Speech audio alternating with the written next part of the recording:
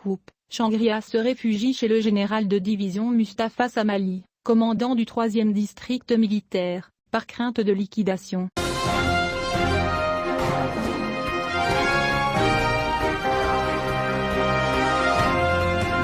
Après que l'ancien officier Karmi Bounouira, l'ancien secrétaire privé du chef d'état-major de l'armée assassiné, Kaid Saleh, a été divulgué de sa prison militaire, la fuite comprenait plusieurs accusations directes contre l'actuel chef d'état-major de l'armée Said Shangria et un certain nombre de généraux proches. Al-Jetim a appris de sources au sein du service de renseignement que le général Shangria vit ses pires jours dans une terreur quasi quotidienne, et il commence à sentir la position de sa tête et sent que ses jours sont comptés et que le danger se rapproche de lui, et il ne craint même plus ses gardes à cause de l'intensité de la peur. Les mêmes sources ont confirmé que sur la base de ces données, en plus du travail de l'ancien général Shangria dans le 3e district militaire pendant 14 ans, le général Shangria lui-même a accordé des cadeaux financiers et des cadeaux aux officiers supérieurs du 3e district militaire et a transporté les plus beaux prostituées et garçons en Haute-Algérie, d'Oran à Annaba, via des hélicoptères hebdomadaires. Le 3e aspect militaire est de rendre heureux les soldats et les officiers là-bas et de les fidéliser à Shangria.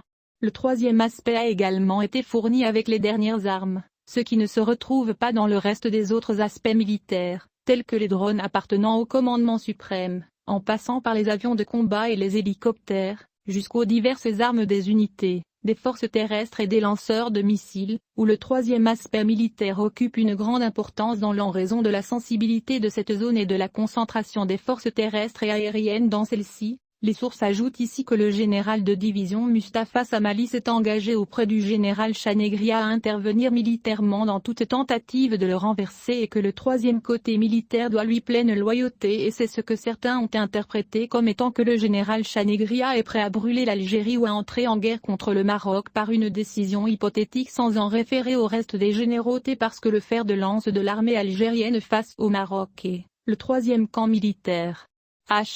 Steffi pour Al-Jetim.